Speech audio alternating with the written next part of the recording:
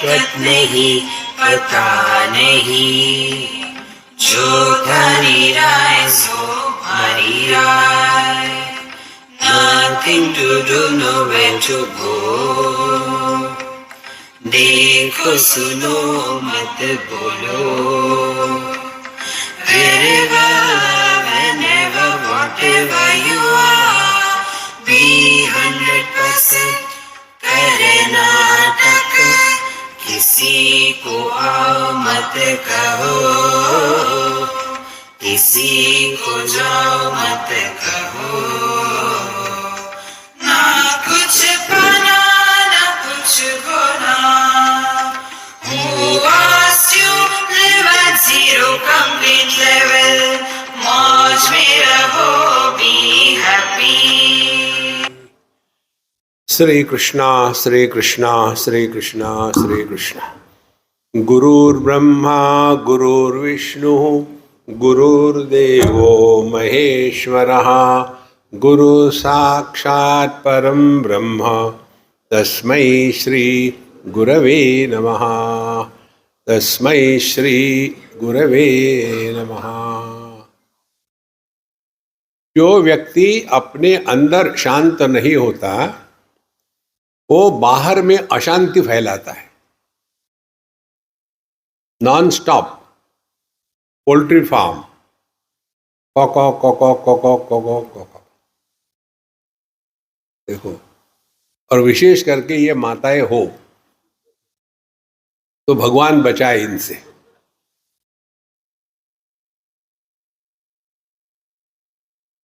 Marriage के लिए जाना सज धज के वो बात अलग होती है, सत्संग के लिए आना ये बात अलग होती है। हाँ, लेकिन पुरानी आदतें, हैबिट्स डाई हार्ड। इसीलिए भगवान कहते हैं ये तू अनभ्यसूयन्तः नानुतिष्ठन्ति मे मतम सर्वज्ञान विमूढ़ान तान विद्धि नष्टान चेतसा। इतना सारा हम सुनते हैं, भगवान कहते ये मेरा मत है, भगवान कृष्ण का है, मेरा नहीं है। और न अनुतिष्ठन्ति, इतना हमने सुना है और उसका यदि अपने जीवन में हमने उपयोग नहीं किया तो हम में और टेप रिकॉर्डर में क्या फर्क है?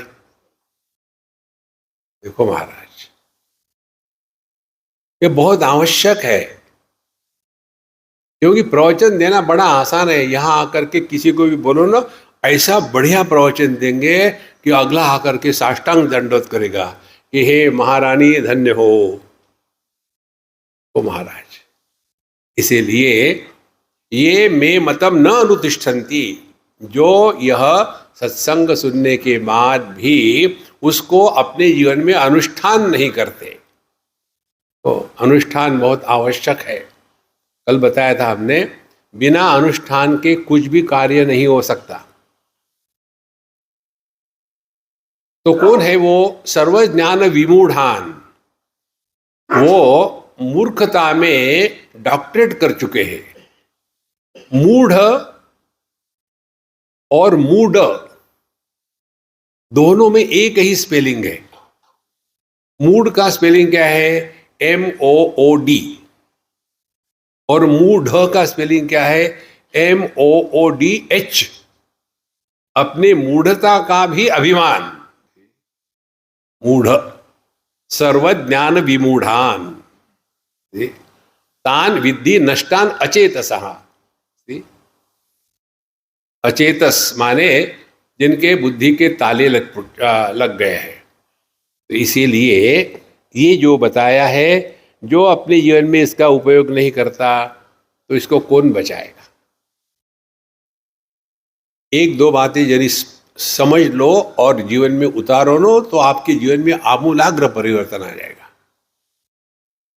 ये हमारा जो है ना हाथ में लगा हुआ, जब हमारा इसका ऑपरेशन हो रहा था कोयम्बतूर में, तो किसी ने इसका वीडियो निकाला और हम अपने पड़े हुए थे ऑपरेशन टेबल पर, और उस समय हमने कुछ बोला। उसके बाद कई का हमको फोन आया कि स्वामी जी क्या हो गया, हमने कहा हुआ है, अभी नाम नहीं रखा, नाम होगा तब बताएंगे आपको क्या हुआ। तो उस समय जो विचार हमने कहे वो इतने ही थे कि हमारा हाथ कट रहा है, उसको उससे खून निकल रहा है, और उसको ये कर रहे वो कर रहे हैं, लेकिन हमको कुछ नहीं हो रहा। क्यों? कि हमारा मन इस हाथ में नहीं था, और हम देख रहे हैं उसको काट रहा है, उसमें से ये निकाला वो निकाला, उसको सुचरिंग किया, सब कुछ किया, और हम देख रहे हैं जैसे हम आपको देख रहे वैसे देख रहे हैं। उस समय हमने क्या सीखा? यही सीखा कि जो कुछ होता है केवल मन में होता है, शरीर को कुछ नहीं होता।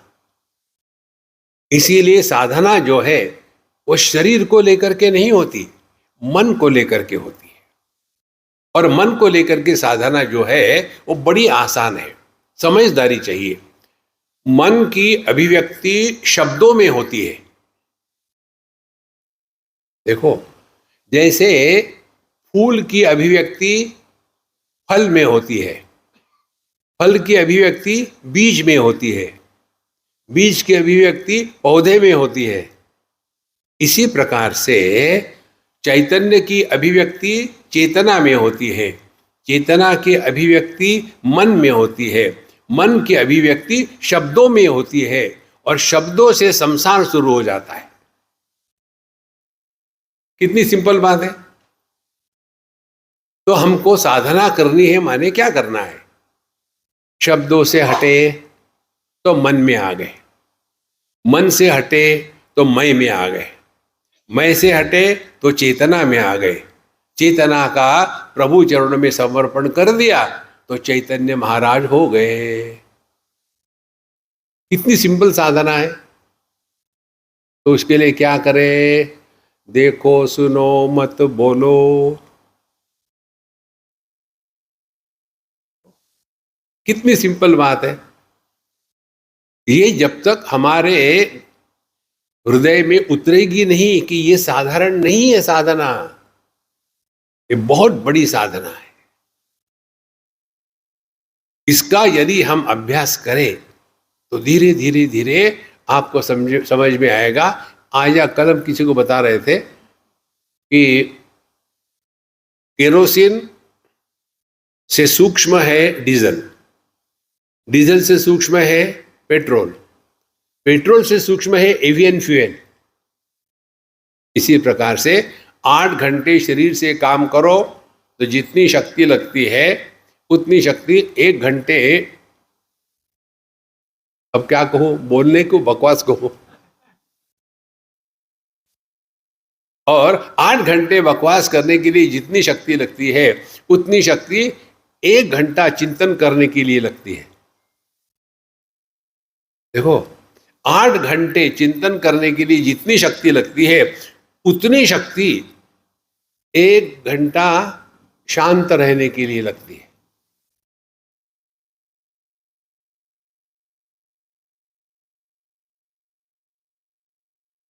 देखो, आपने किया कुछ नहीं, ये आपके जो मन की स्थिति है यही परमात्मा के पास पहुंचने का दरवाजा है। This is the gateway to divinity. देखो, तो फिर क्या करें? भगवान कहते हैं सदृशम चेष्टते स्वस्याहे प्रकृतिर ज्ञानवान अपि प्रकृतिम यान्ति भूतानि निग्रह किम करिष्यति। लेकिन हमारी जो पुरानी आदत है,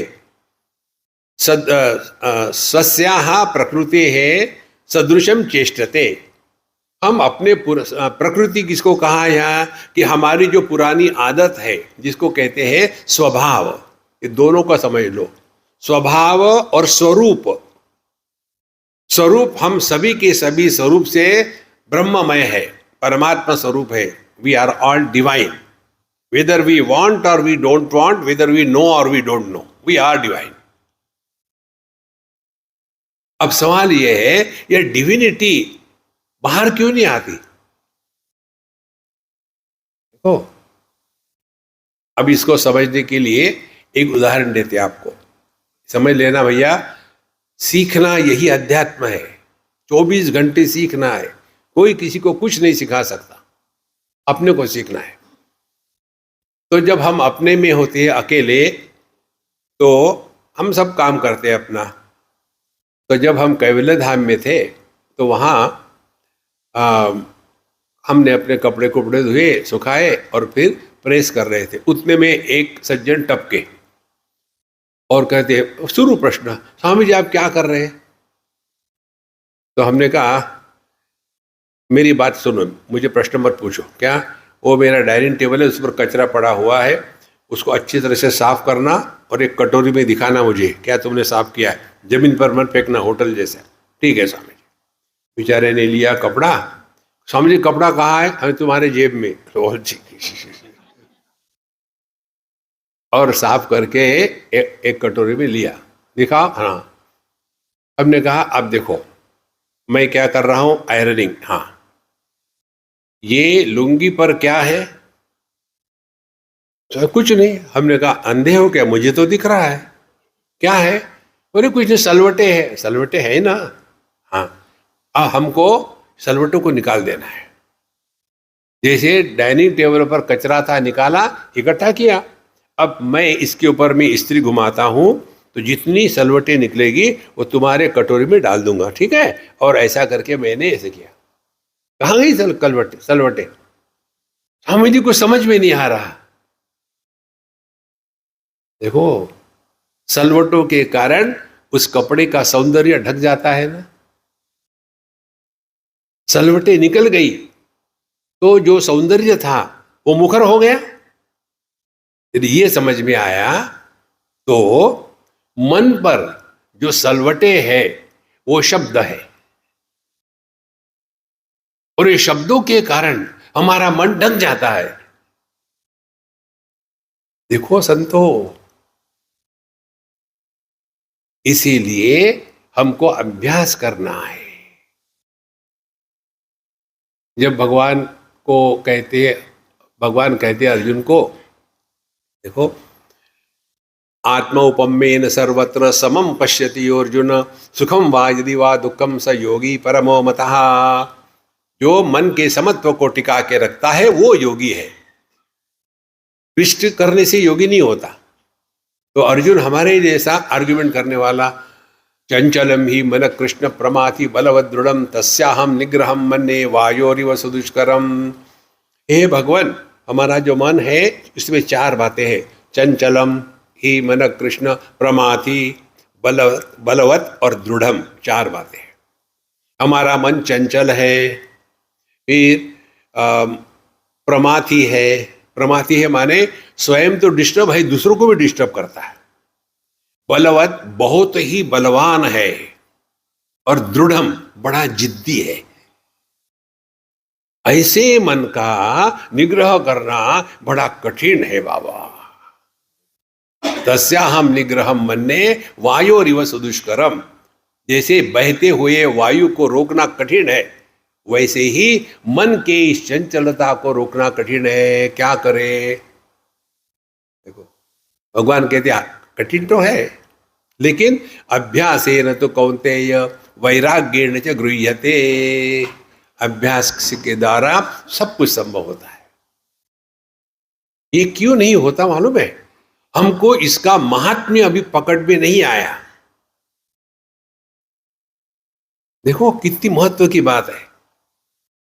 जब इसका महात्म्य समझ में आता है ना, अपने आप होने लग जाता है। अब देखो, हमको सबको पता है सबसे ज्यादा महात्म्य किसका है हमारी बुद्धि में? पैसे का। तो कभी किसी ने कहा क्या, सोचा क्या, यार पैसा क्या कमाना बड़ा कठिन है, हम नहीं कमाएंगे?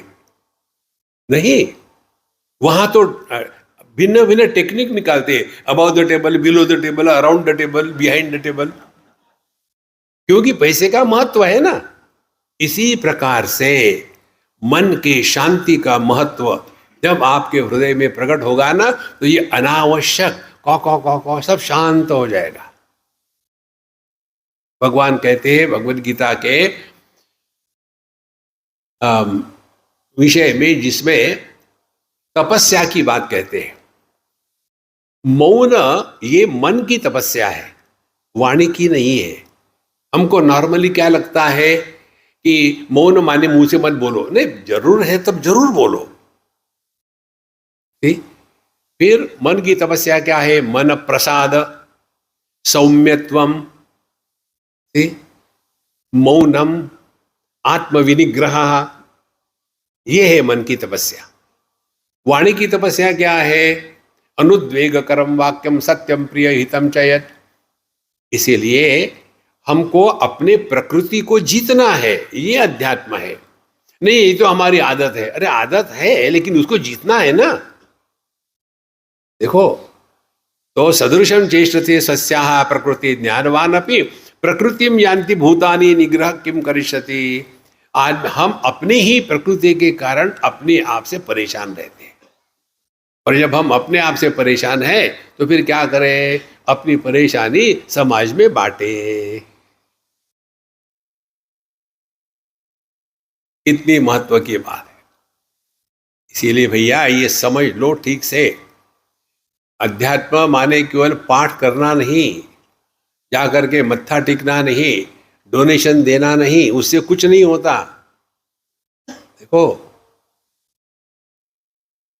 इसीलिए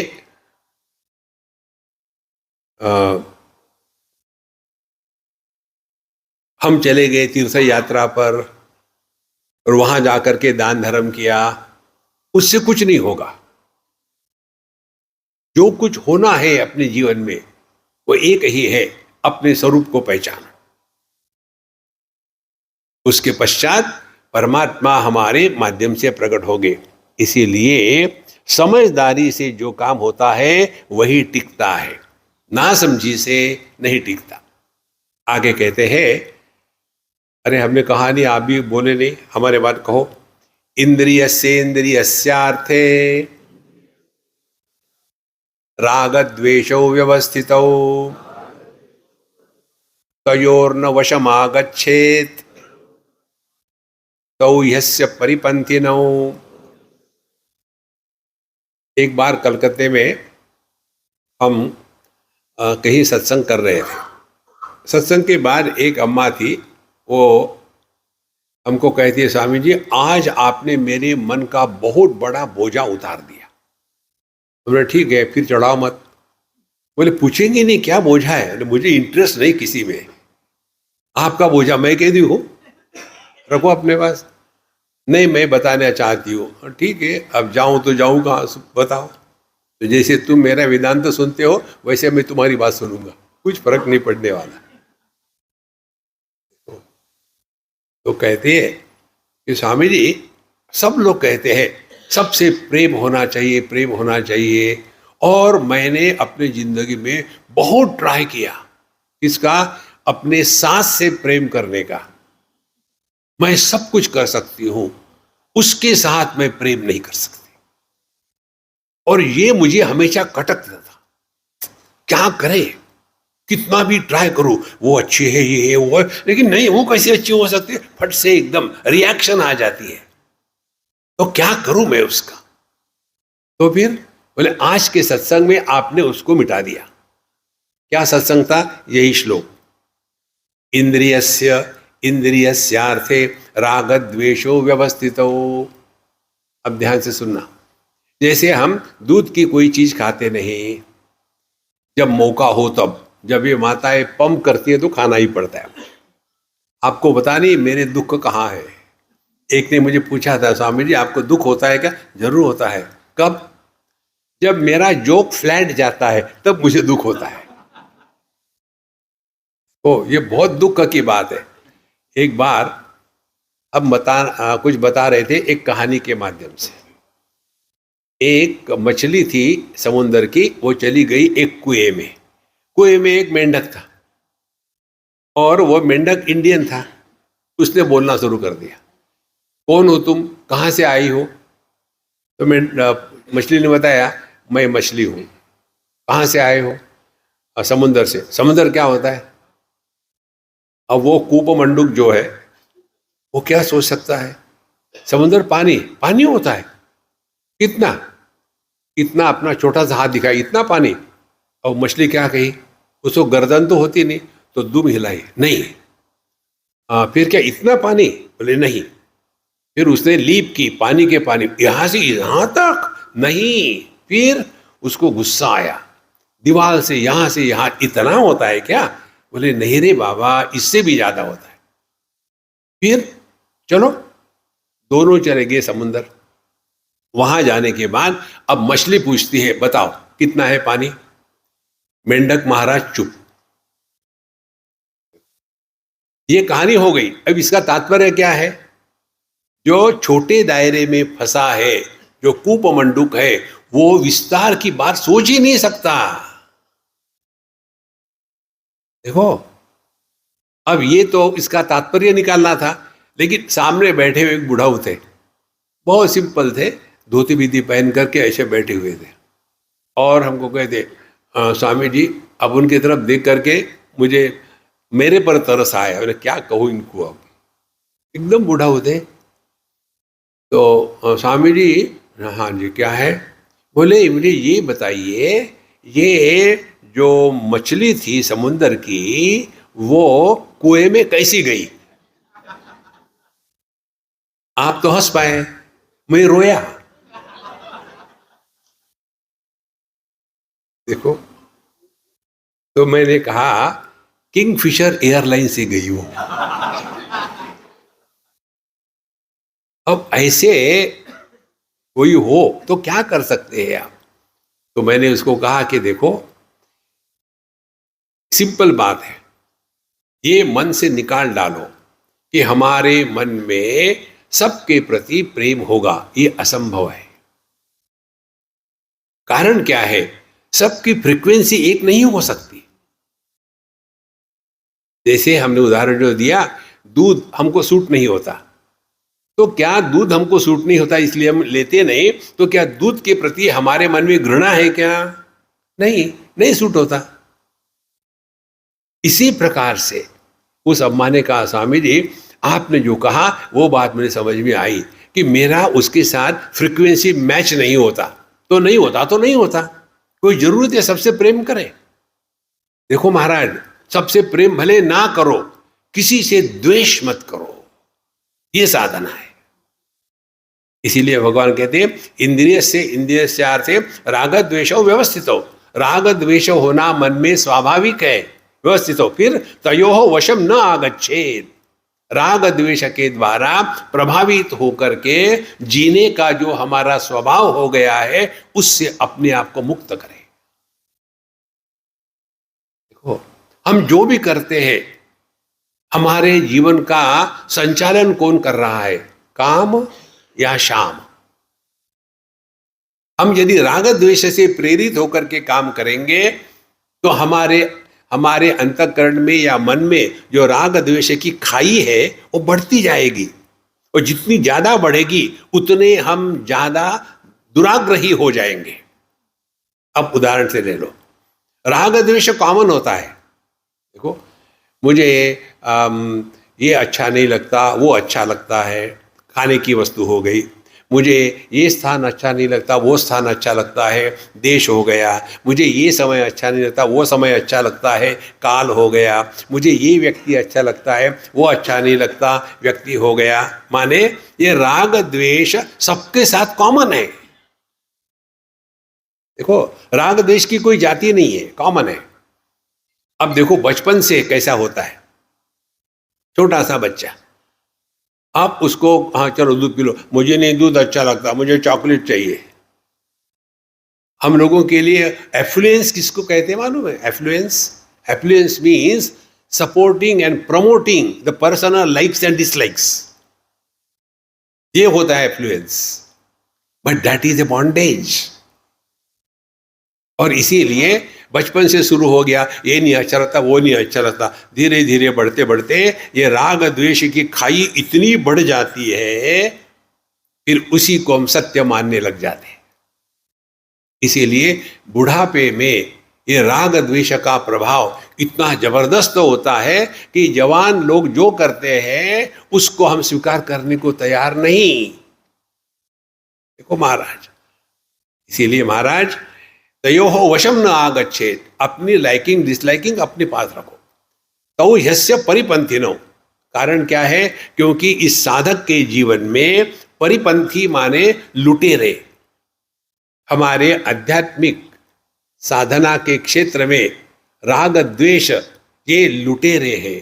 क्योंकि हमारी गाड़ी चला रहे हैं राग द्वेष, हमको ये अच्छा लगता है, ये अच्छा नहीं लगता। इसके स्थान पर जो योग्य है या अयोग्य है इसको लेकर के जीवन चलावे तो हम अध्यात्म के मार्ग पर चल रहे हैं। उदाहरण के लिए हमको सबको मालूम है ज्ञान में कहीं किसी की कमी नहीं है। Early to bed and early to rise is the way to be healthy wealthy and wise, सबको पता। लाइफ क्या है हमारी? Late to bed and late to rise is the guarantee to be unhealthy and otherwise. देखो, माने ज्ञान तो है, ज्ञान की कमी किसी के पास नहीं है, सभी ज्ञानी है, लेकिन वो ज्ञान को ढक देते हैं अपने राग द्वेष। तो महाराज, इस राग द्वेष से अपने आप को बचाना यही अध्यात्म है।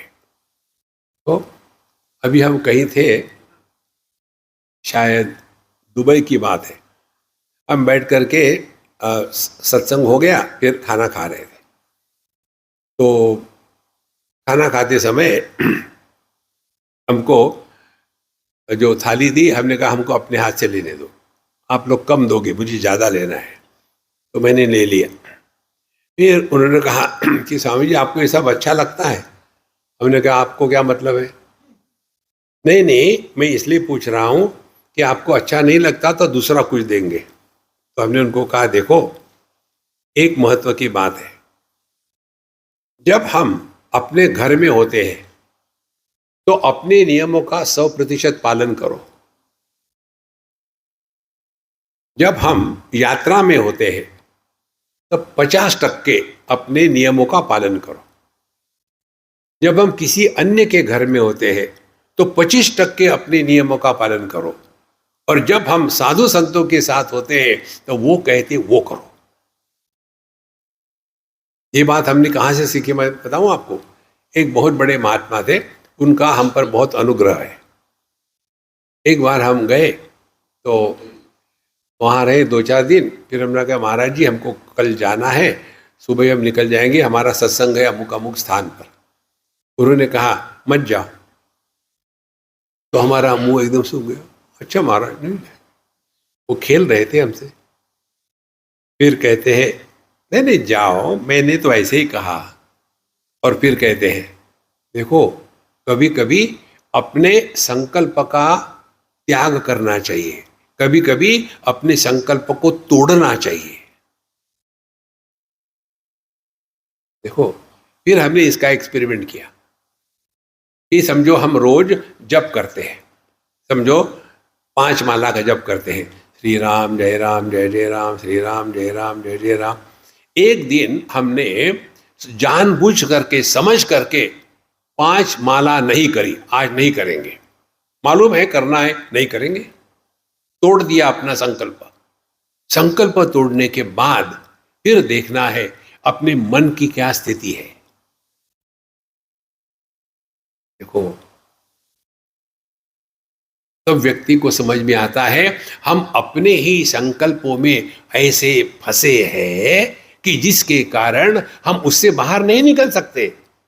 संकल्प हमारे लिए कि हम संकल्प के लिए है। ये संकल्प से टूटने के लिए ये साधना बताते हैं साधु संत। अपने घर में है तो दुनिया भर के नियम लगा लो, वहां कोई नहीं लगाएंगे। जब यात्रा करते हैं तो हम यहाँ नहीं बैठते, हम वहां नहीं बैठते, हम ये नहीं खाते वहां नहीं खाते, और घर में लगा के खा रहे। देखो महाराज, अपने मन से अपने आप को बचाओ। तयोः वशम न आगच्छेत तौ ह्यस्य परिपंथिनी। अपने अंतःकरण में राग द्वेष का आदर समादर नहीं हो, उनको अपने जगह पर रख दो। कारण क्या है? अब इसका उत्तर देते हैं 35वें श्लोक में। श्रेयान स्वधर्मो विगुणः परधर्मात् स्वनुष्ठितात्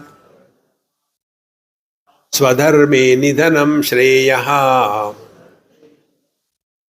परधर्मो भयावहः। ये बहुत सुंदर श्लोक है। श्रेयान स्वधर्मः विगुणः अपि परधर्मात् सु अनुष्ठितात्। दो प्रकार के धर्म है, एक अपना धर्म, दूसरे का धर्म। अब पहले जो स्थूल दृष्टि से देखते हैं, नॉर्मली लोग उसी का अर्थ निकालते हैं, लेकिन वो अर्थ नहीं है। अपना धर्म कौन सा है? हमारा धर्म है, हम हिंदू है। परधर्म क्या है? जो हिंदू नहीं है। माने हमको भगवान ने जहां रखा है वही हमारे उद्धार के लिए योग्य है। वहीं रहो और मस्त रहो, चुस्त रहो, स्वस्थ रहो, व्यस्त रहो। लेकिन हम सोचते हैं कि दूसरे जगह जाएंगे तो अब भला होगा। सैनोजे की बात है, कैलिफोर्निया की। हमको एक गुजराती ने खाने के लिए बुलाया। खाने के लिए हम पहुंच गए। उनकी पत्नी चली गई थी कहीं, तो ये पतित पावन सीताराम ये थे। तो जैसे हम पहुंचे, हमने कहा भाई लगाओ खाना। बोले स्वामी जी मेरे लड़के को आप उठा सकते तो उठा के ले आओ, फ्री खाना नहीं मिलता कहीं। तो मैं गया उसके कमरे में। वो किंग साइड्स बेड पर डायगोनली भुजंगासन में सो रहा था। समय दिन के 12 बजे। तो मैंने जब उसको देखा, उसका भव्य दिव्य शरीर देखा, हमने कहा मैं इसको उठाऊंगा तो ये मार देगा। तो मैंने कहा कि अच्छा ये ठीक नहीं होगा, वापस आ गया। हमने कहा शायद वो तबीयत ठीक नहीं होगी इसलिए सो रहा। नहीं स्वामी ये तबीयत ठीक है, बहुत आलसी है, काम नहीं करता, अमुक अमुक शुरू हो गई उसकी कहानी। हमने कहा यार तुमने मुझे खाना खाने के लिए बुलाया है कि रोने के लिए बुलाया? फिर मैंने एकदम टॉपिक चेंज कर दिया। हमने कहा खाने में क्या क्या बनाया है भाई? ढोकला तो नहीं बनाया ना? मुझे ढोकला बिल्कुल नहीं अच्छा लगता। कुछ ना कुछ टॉपिक बदल दिया। और फिर मैं जब लेकर के बैठा, हमने आप भी खाओ? बोले नहीं मैं नहीं खाऊंगा। मत खाओ, मुझे तो खाना ही है। मैंने खाना शुरू कर दिया। फिर उसकी कहानी शुरू हो गई। Swami ji what is my life? I said how you make it. Life is like a cup of tea, it depends how you make it. नहीं एक्चुअली क्या है, जब हम थे इंडिया में तो वहाँ हमारे पिताजी जब हमारे कमरे में आते थे तो हम खड़े होकर के तुरंत दूसरे कमरे में चले जाते थे। आदर और डर दोनों था। फिर अब मेरा लड़का जब मेरे कमरे में आता है तो मैं डर के निकल जाता हूँ। क्या है मेरी लाइफ? हमने कहा तुम्हारी लाइफ है रनोरम, तुम एकदम मिल्खा सिंह बनो, दौड़ते रहो। स्वामी जी ऐसा क्यों हो रहा? हमने कहा तुम्हारा इंडिया में कौन कौन है? बोले बम्बई में हमारा बड़ा मकान है, बिजनेस है। कितने भाई हो? मैं अकेला हूं। तो तुम जब यहाँ आए तो तुम्हारे पिताजी ने कहा होगा ना कि क्यों जा रहे हो, यहाँ क्यों नहीं रहते? तो तुमने कहा होगा there is no opportunity in India, इसीलिए फॉरेन को चले गए। अब यहां आने के बाद अब भुगतो। देखो ये जो फॉरेन वाले होते हैं ना, किसी को भी देखो आप 10-20 साल बाहर रहने के बाद उनके चेहरे की चमक खत्म हो जाती है। वाह अब जी के क्या करेंगे, ऐसा उनका चेहरा होता है। सत्य है, हम काल्पनिक बात नहीं कर रहे। वो महाराज एक लड़के को हमने पूछा, ऑस्ट्रेलिया की बात है। हमने कहा यार तुम जाते हो क्या इंडिया में? हाँ जाते हैं। होगा कोई 7वीं 8वीं का लड़का। फिर कोई विशेष बात मुझे बताओ। बोले सिंपल है स्वामी जी। क्या है? जब हम इंडिया जाते हैं तो ऑस्ट्रेलिया की बात करते हैं, जब ऑस्ट्रेलिया होते हैं तो इंडिया की बात करते हैं। ये कोई लाइफ है यार? जहां रखा है वहां मस्त रहो, चुस्त रहो, स्वस्थ रहो, व्यस्त रहो। लेकिन जिनके प्रारब्ध किस चीज के, बर्तन साफ करने के ऊपर आते हैं, तब आदमी अमेरिका जाता है। वो संतो हमारा भी होता है हर साल, हम भी वहां जाके वही करते हैं, लेकिन हम वहां टिकते नहीं, निकल आते, आप नहीं धोएंगे वापस चलो। इसीलिए स्वधर्म और परधर्म, एक तो ऊपर ऊपर की भाषा ये हो गई, और दूसरी परिभाषा जो आध्यात्मिक है। स्वधर्म क्या है? धर्म माने जो जिसके कारण कुछ धारण किया जाता है वो धर्म है। देखो, तो दृष्टि का धर्म क्या है? आंखों का धर्म क्या है? दृष्टि। अग्नि का धर्म क्या है? गर्मी। देखो, किसके कारण हम है? देखो, वो हमारा धर्म है। कितनी सिंपल बात है। समझो रूप रंग हट गया तो आंखों को कोई नुकसान नहीं, आंखें ज्यों के त्यों है। सबने इंद्रियों को बंद कर दिया, मन को कोई नुकसान नहीं, मन ज्यों का त्यों है। माने स्वधर्म क्या है? लेकिन स्वधर्म में रहने के स्थान पर परधर्म, परधर्म क्या हो गया? रूप रंग अनेक है तो अनेकता परधर्म है, और एक जो है वो स्वधर्म है। तो कहते हैं श्रेयान स्वधर्मो विगुणः, हमारी दृष्टि कैसी भी हो ये श्रेष्ठ है रूप रंग के कंपैरिजन में। लेकिन हमारा जीवन किसमें? इस जगत के विषयों में ही भटक रहा है, और वहां भटकने के कारण हम अपने आप से दूर भाग रहे हैं। श्रेयान स्वधर्मो विगुणः परधर्मा अनुष्ठितात्। अब और जरा गहरे में चले जाओ। धर्म वो है जो कभी बदलता नहीं, जो बदलता है वो धर्म नहीं है। देखो, तो क्या है जो बदलता नहीं और क्या है जो बदलता है? जागृत अवस्था बदलती है, स्वप्न हो जाता है, स्वप्न बदलता है, सुषुप्ति हो जाती है, सुषुप्ति बदलती है, समाधि हो जाती है, समाधि बदलती है, फिर जागृत हो जाती है। ये चारों का जो आधार है वो ज्यों का त्यों है। तो इस वाक्य पर चिंतन करो अपने आप में। वाक्य क्या है? मुझे अच्छी गहरी नींद आई थी, लेकिन बीच में एक दो बुरे सपने आए। ये वाक्य कौन कहता है? इस पर चिंतन करो, बोलना मत, चिंतन करो। कौन कहता है ये वाक्य? ये वाक्य जागृत पुरुष नहीं कह सकता, क्योंकि वो नींद में था नहीं। हम रोज कहते हैं ना ऐसा, लेकिन कौन कह रहा है यही पता नहीं। तो ये जागृत पुरुष नहीं कह सकता, स्वप्न पुरुष नहीं कह सकता, सुषुप्ति पुरुष भी नहीं कह सकता, क्योंकि वो सो रहा होगा तो कौन कहेगा कि मुझे अच्छी नींद आई थी? लेकिन कहते जरूर है, तो कौन कहता है? हो गई ना बोलती बंद। ये हमारा स्वरूप है। माने ये कहने वाला जागृत में कह रहा है, लेकिन जागृत पुरुष नहीं बना।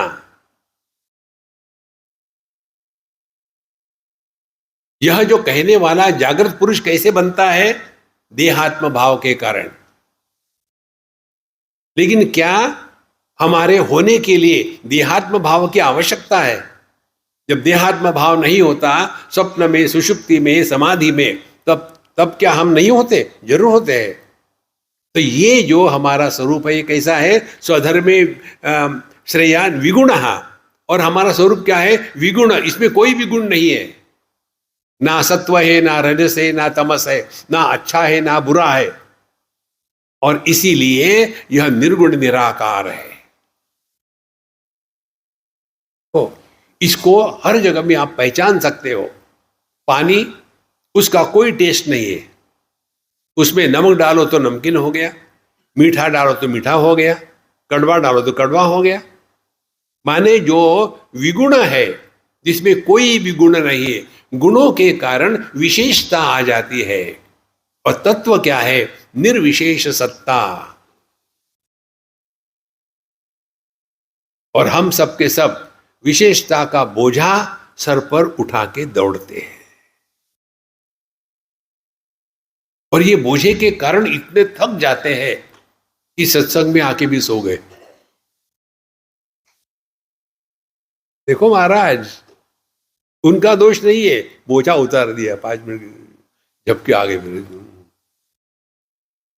दो प्रकार के लोग हंसते हैं।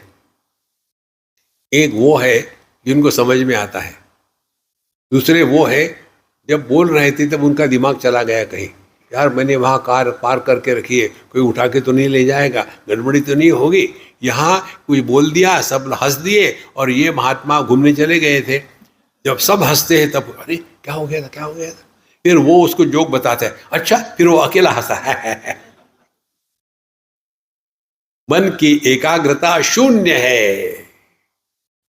देखो, स्वधर्मी श्रेयान स्वधर्मो विगुण परधर्मा स्वनुष्ठिता। बाहर का आप कितना भी अच्छा करो, लेकिन जब तक कि आप वापस नहीं आते तब तक कि आपके जीवन में शांति नहीं है। रोज का अनुभव है ये महाराज। जो व्यक्ति अपनी अनुभूतियों से नहीं सीख सकता उसको भगवान भी नहीं सिखा सकते। देखो, स्वधर्मे निधनम श्रेयः। अब श्रेयस किसको कहते हैं? दो शब्द है, एक श्रेय, दूसरा प्रेय। श्रेय माने क्या, प्रेय माने क्या? प्रेय माने जो हमको अच्छा लगता है, श्रेय माने जो अच्छा होता है। स्वधर्मे निधनम श्रेयः, हमको अपने स्वरूप में रहना यही जीवन का लक्ष्य है, यही श्रेय है। और परधर्मो भयावह, और यदि हम परधर्म में चले जाएंगे तो दूसरे का धर्म क्या है? दूसरे का धर्म ये है अनेकता, राग द्वेष, अनेक चीजों में फंस जाना। ये प्रकृति का धर्म है, इंद्रियों का धर्म है, मन का धर्म है, बुद्धि का धर्म है। इन सब धर्मों से हट जाओ तो क्या होगा?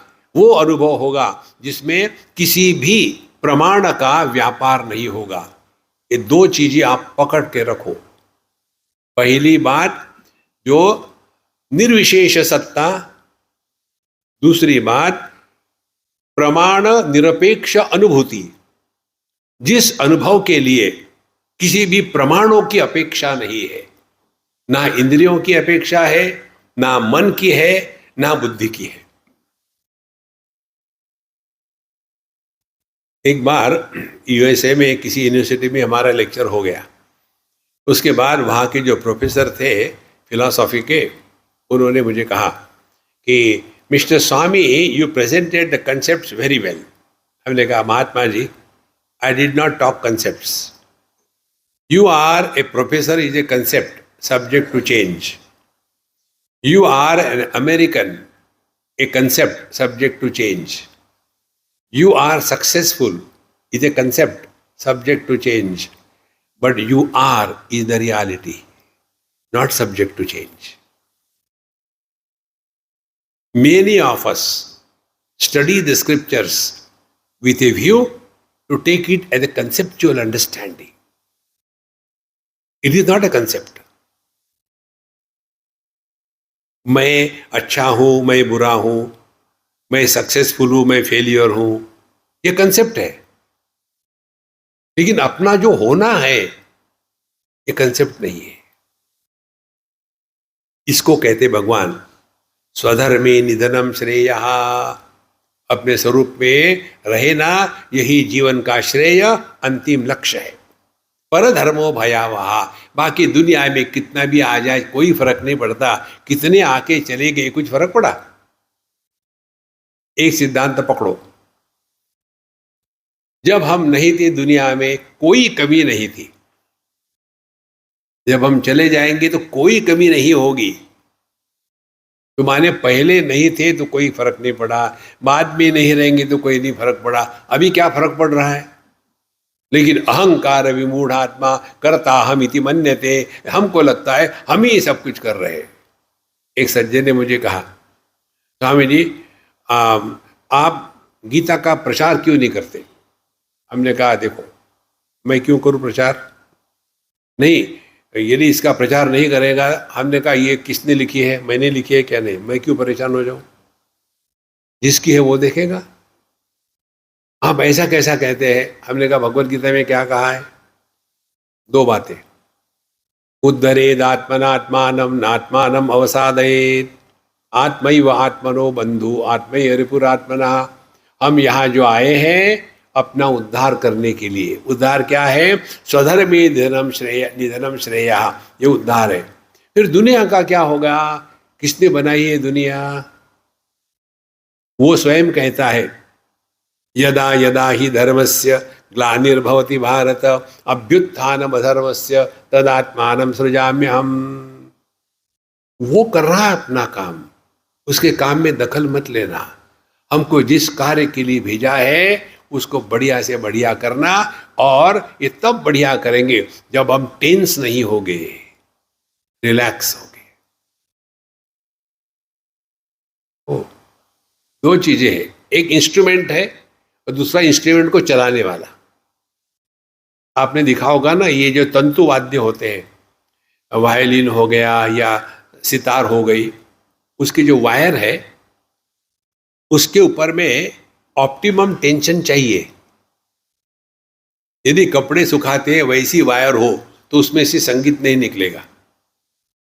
यदि उसको इतना टाइट कर दिया है कि थोड़ा हाथ लगाया खट से टूट गया, उससे भी संगीत नहीं निकलेगा। फिर उसमें ऑप्टिमम टेंशन चाहिए, और जो उसके ऊपर बो चला रहा है ही शुड बी टेंशन फ्री। ये दो बातें क्लियर हो गई। केवल वो तंतुवाद्य संगीत नहीं निकाल सकता, केवल ये प्ले करने वाला संगीत नहीं निकाल सकता। दोनों को साथ में आना आवश्यक है, लेकिन दोनों में को किस पर ऑप्टिमम टेंशन चाहिए, किस पर नहीं चाहिए, ये समझना चाहिए। देखो, तो इंस्ट्रूमेंट कौन सा है? हमारा इंस्ट्रूमेंट है इंद्रिय मन बुद्धि देह, ये हमारा इंस्ट्रूमेंट है। It should be optimum. Optimum tense means fit instrument. लेकिन इस इंस्ट्रूमेंट से जो काम करने वाला है player, he should be relaxed. देखो, दिमाग को और तबले को हमेशा चढ़ा के नहीं रखते, काम होने के बाद ढीला कर दो। हमेशा चढ़ा के टूट जाएगा। एक बार साउथ अफ्रीका में थे हम।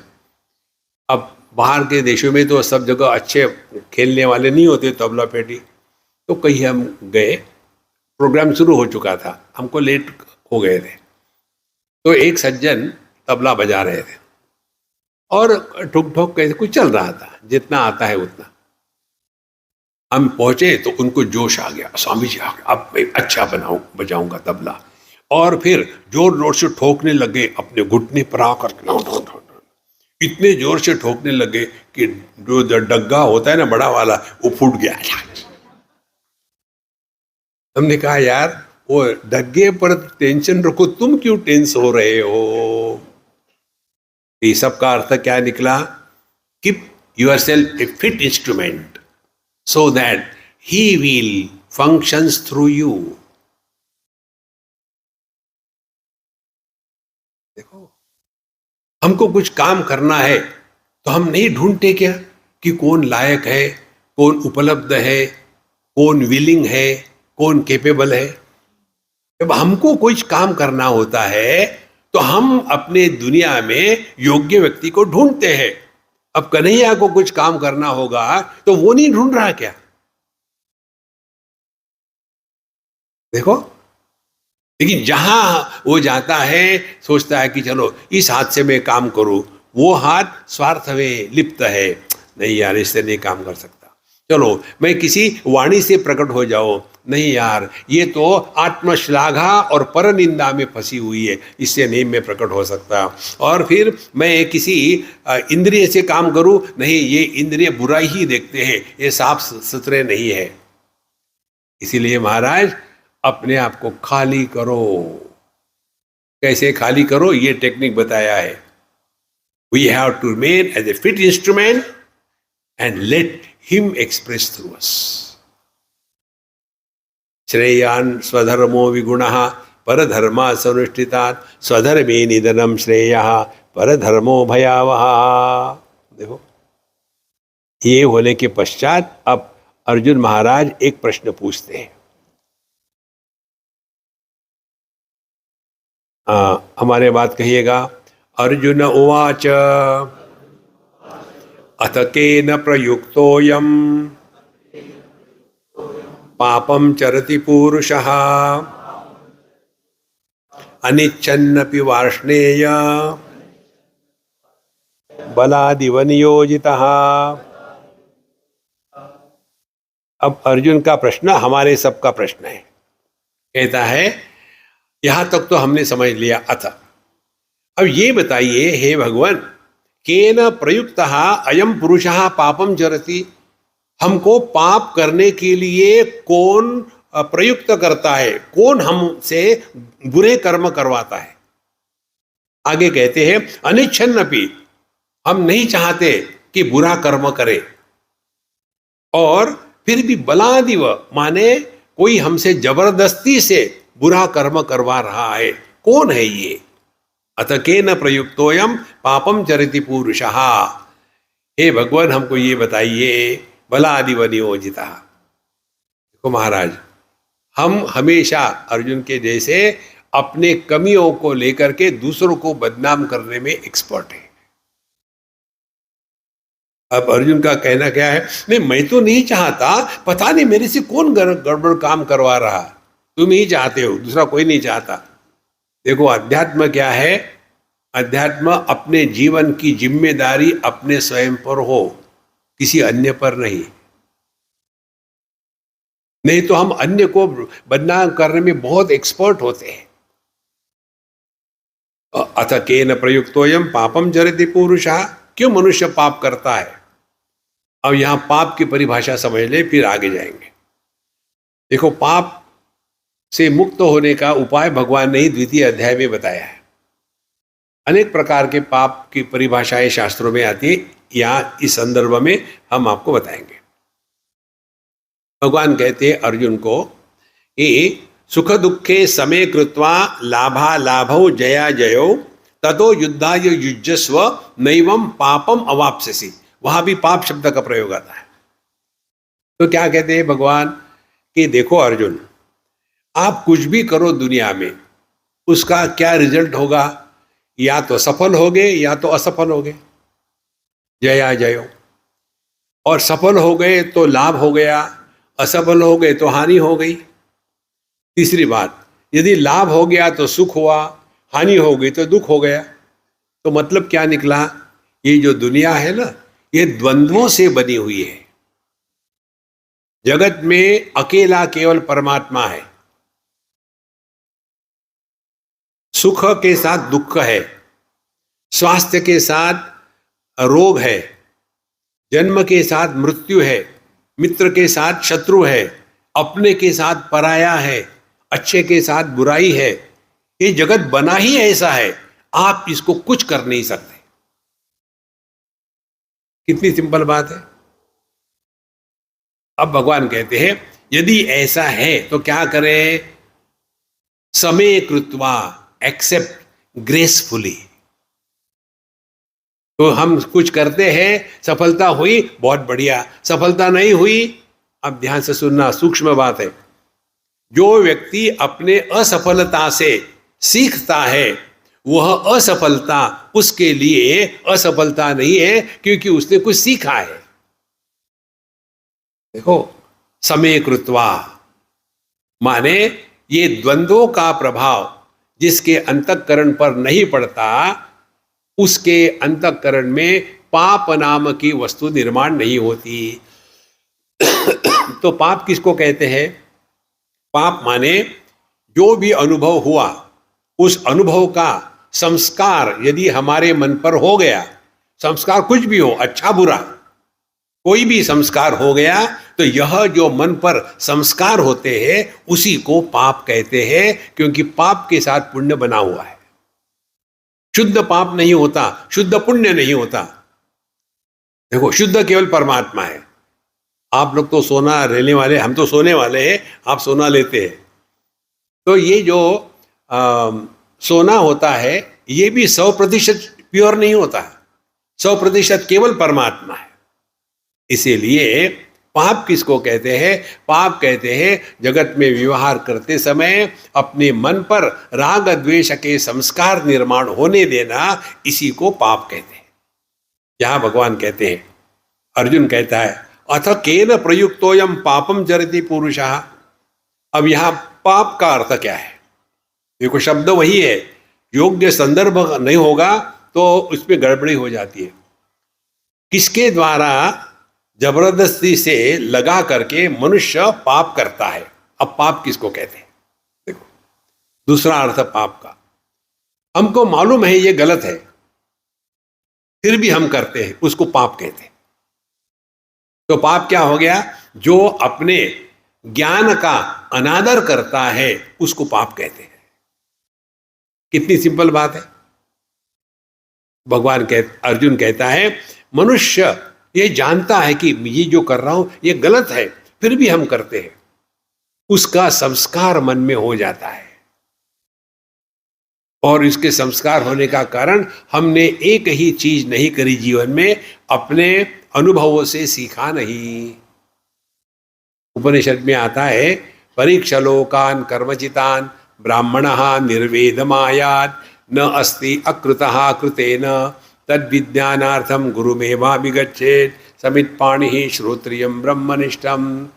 परीक्ष लोकान कर्मचितान, हमने जितना आज तक जिया है पीछे मुड़ करके देखो कि आज तक हमने जो किया है हमको क्या मिला। फिर क्या होगा? निर्वेदमायात्, जगत के प्रति हृदय में सहजता से वैराग्य प्रकट हो ही जाता है। देखो महाराज, कोई भी वस्तु पहले पहले होती है ना, उसका बड़ा शौक होता है, उसके पश्चात उसका कोई महत्व नहीं रहता। उसी को कहते हैं निर्वेदमायात्। आप देखेंगे ना, जब किसी ने पहला फोन खरीदा बड़ा मुश्किल से, और पहले खरीद कितना खुशी, अच्छा अच्छा अच्छा अच्छा, उसके बाद हर 8 दिन में नया फोन आता। मालूम है स्वामी जी आजकल टेस्ला आ रहा है। अच्छा कार नहीं कार नहीं, फोन आ रहा है। और उनके दिमाग में भी लगा इतना फोन लेंगे, हजारों लाखों रुपए खर्च करके करेंगे क्या? दूसरे ने भेजे हुए व्हाट्सएप। अरे दरिद्री, देखो महाराज, फिर इसमें कोई रस नहीं रहता। अति परिचयात अवज्ञा। इसीलिए ये पाप जो है ये हमारे मन में अनावश्यक संस्कार निर्माण कर देता है, और ये संस्कारों के द्वारा प्रभावित होकर के हम अपना जीवन चलाते हैं। इसीलिए संतों, आध्यात्मिक साधना संस्कारों का पालन पोषण नहीं करना, हमको संस्कारों से मुक्त होना है। जैसे शरीर पर बोझा होता है उसी पर मन पर बोझा होता है संस्कारों का। तो जो संस्कारों से मुक्त है वही परमात्मा है। तो अनिच्छन्नपि वार्ष्णेय बलादिव नियोजता, हे वार्ष्णेय कौन है वो हमसे गलत कार्य करवाता है? अब भगवान कृष्ण इसका उत्तर देते हैं। बहुत ही सुंदर प्रसंग है ये। श्री भगवान उवाच काम एष क्रोध एषः रजोगुण समुद्भवः महाशनो महापाप्मा विद्धेनमिह वैरिणम्। श्री भगवान वाच, इसका भाषांतरण जो करते हैं हिंदी में, जैसे गीता प्रेस की जो पुस्तकें हैं ना उसमें भी करते हैं। श्री भगवान वाच, इसका क्या करेंगे वो भाषांतरण? भगवान बोले। अरे यार ये बोले बाले नहीं है इसका अर्थ। देखो भगवान की वाणी है ये। भगवान की वाणी देश काल वस्तु व्यक्ति परिस्थिति इनसे प्रभावित नहीं होती। एक बार एक कॉलेज में एक लड़के ने हमको प्रश्न पूछा था ये कि आपकी भगवत गीता तो पुरानी है, आजकल के मॉडर्न जमाने में तो सुबह का दोपहर को पुराना हो जाता है। हमने कहा देखो भगवत गीता किसी व्यक्ति विशेष के लिए काल विशेष में किसी पर्पस से बताई नहीं है। ये मनुष्य की हमेशा के लिए यही स्थिति रही है। कौन सी स्थिति है? इस समय मैं कौन हूं, यही एक समस्या है। देखो, भगवत गीता का पहला अध्याय आपको समराइज करना है तो वो है ICICI बैंक अकाउंट। ICICI क्या है? First IC, identity crisis. दूसरा IC, आई एम कंफ्यूज। वो मैं हूं। पूरा भगवत गीता का निचोड़ इतना ही है। युद्ध के मैदान में कोई किसी का पोता होता है क्या? कोई किसी का शिष्य होता है? कोई किसी का भाई होता है? कि युद्ध के मैदान में योद्धा होता है? इससे और सिंपल क्या हो सकता है? इसीलिए भगवत गीता यदि हमको अपने जीवन में उतारनी है ना, इसको ले लो। ICICI बैंक का अकाउंट बंद करो। इतना ही याद रखना है, हम कहाँ हैं, कब है, तो क्या होने चाहिए। जैसे हम लोग यहाँ सत्संग में बैठे हैं, तो कहाँ है सत्संग में, कब है सत्संग चल रहा है, तब तो हमको क्या होना चाहिए? सत्संगी या स्त्री पुरुष, पति पत्नी, भाई बहन इत्यादि। यदि इतनी ही बात समझ लो तो हमने भगवत गीता बहुत समझ ली है। नहीं तो जैसे अर्जुन आर्ग्यूमेंट करता है वैसे हम भी आर्ग्यूमेंट करेंगे। हमको लोग डांटते भी है, स्वामी जी आपको क्या होता है, गृहस्थों की हमेशा मजाक उड़ाते हो, शादी करके दिखाओ। देखो संतो, इसीलिए दुखी मत होना। भगवत गीता के वचन इटर्नल है, they are not condition by time space situation, हमेशा उपलब्ध है। तो श्री भगवान वाचा, इसीलिए भगवत गीता जो हमको बताती है ना, उसको हमको अपने जीवन में उतारना है। अब क्या बताती है भगवत गीता? भगवान श्री कृष्ण, हम फिर से कहते हैं, श्री भगवान वाच काम एष क्रोध एषः रजोगुण समुद्भवः महाशनो महापाप्मा विद्धेनमिह वैरिणम। कौन हमको गलत कार्य में लगाता है, जानना चाहते हो? हाँ जी, कहते हैं काम एष, ये है काम, और क्रोध एष, इसी काम का दूसरा नाम क्रोध है। देखो, ये बिल्कुल सिंपल, कठिन नहीं इसमें कुछ, बहुत ही सिंपल है। कामना मन में आती है तो उसके दो विकल्प है, या तो कामना पूरी नहीं होगी या तो कामना पूरी होगी। कामना पूरी नहीं होगी तो उसी का रूप बन जाता है क्रोध, और कामना पूरी हो गई तो उसी का रूप बन जाता है लोभ। इसीलिए भगवान कहते हैं त्रिविधम नरकस्येदम द्वारम नाशनम आत्मनः काम क्रोध तथा लोभः तस्मात् एतत्त्रयम् त्यजेत्। तो ये जो क्रोध और लोभ है, ये काम की विकृतियां है। भगवान कहते हैं काम एष क्रोध एष। और इसके माँ बाप कौन है? कहते हैं रजोगुण समुद्भवः, रजोगुण का प्रभाव, ये चाहिए वो चाहिए, ऐसा हो रहा कॉन्स्टेंटली, का शांति नहीं एक मिनट। एक कहानी हमने सुनी बड़ी सुंदर, एक महात्मा से। भगवान ब्रह्मा जी ने दुनिया निर्माण करी, सब कुछ निर्माण किया, काम क्रोध दुनिया अच्छे बुरे सब निर्माण किया। साथ साथ उन्होंने आह भी निर्माण करी। आह माने कर्स, आह भी निर्माण कर दी, और सबको अपनी अपनी जगह मिल गई।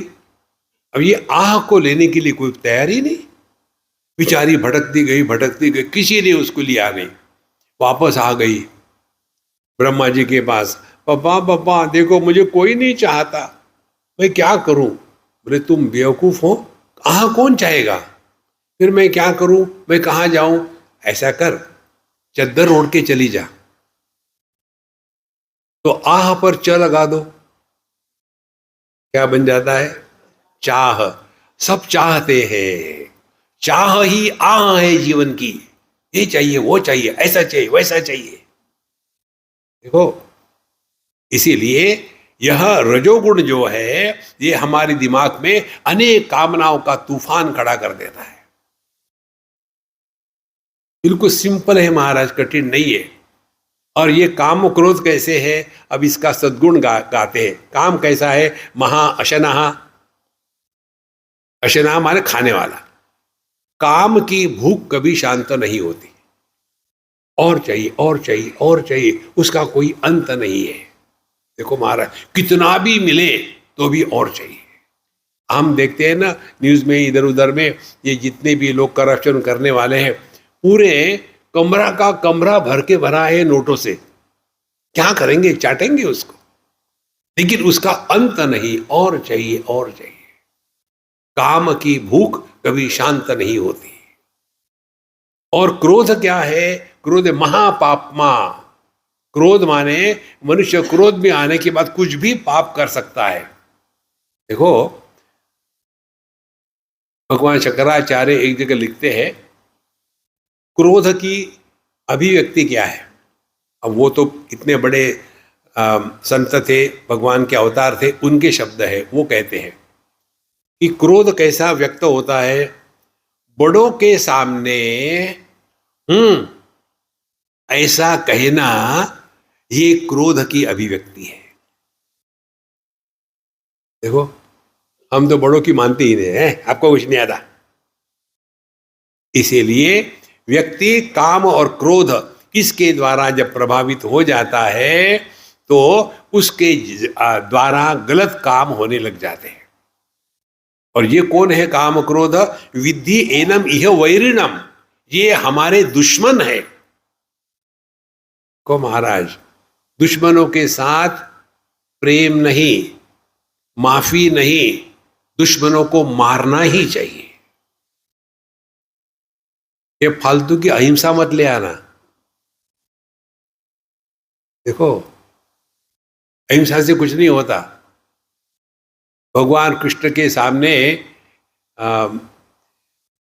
अभिमन्यु को मारा गया, उनको मालूम है किसके लिए क्या जरूरत है। इसीलिए जगत में जीना है तो भगवत गीता की अहिंसा ले लो, आवश्यक है तब मारो, विद्येनम इह वैरिणम। तो कौन है हमारा दुश्मन, काम और क्रोध। नहीं, ऐसे नहीं, हम ज्यादा नहीं लेते करप्शन, हम थोड़ा ही लेते हैं। कितना आपका रेट कितना है, आप वहां गए थे, उनका कितना रेट था, 4 करोड़, ठीक है, हम 3.5 करोड़ में निपट लेंगे। दरिद्री। देखो महाराज, ये काम का कोई अंत नहीं है। कामेश क्रोधेश रजोगुण समुद्भवः महा अशनः महापापमा विद्धि एनमिह वैरिणम। ये हमारा दुश्मन है। इसीलिए काम को पूरा करना ये संसार है, काम से मुक्त हो जाना ये अध्यात्म है। हम स्पष्ट रूप से कहते हैं, यदि हमारे सत्संग में आकर के आपके मन में ये कल्पना होगी कि सत्संग सुनने से आपकी कामनाएं पूरी होगी, तो आप गलत जगह में आए हैं। देखो, एकदम स्पष्ट समझ लो। हमारे यूपी में अ लगाते, एकदम अस्पष्ट अस्पष्ट समझ लो। महाअशनः महापापमा विद्धेनमिह वैरिणम, ये दुश्मन है, इसको मारना ही है। अब सवाल आता है, ये क्या करता है हमको परेशान करने के लिए। अब ये काम का जो रूप है ये बताते हैं अगले मंत्र में। और मैं देख रहा हूँ यहाँ ये हमारा मनीष विक्षेपित हो रहा, स्वामी जी और कुछ करना है, बंद करो बंद करो। अच्छी बात है, मुझे यहाँ सब दिखता है। ओम पूर्णमदः पूर्णमिदं पूर्णात् पूर्णमुदच्यते पूर्णस्य पूर्णमादाय पूर्णमेवावशिष्यते। ओम शांति शांति शांति। हरि ओम। श्री गुरुभ्यो नमः। हरि ओम।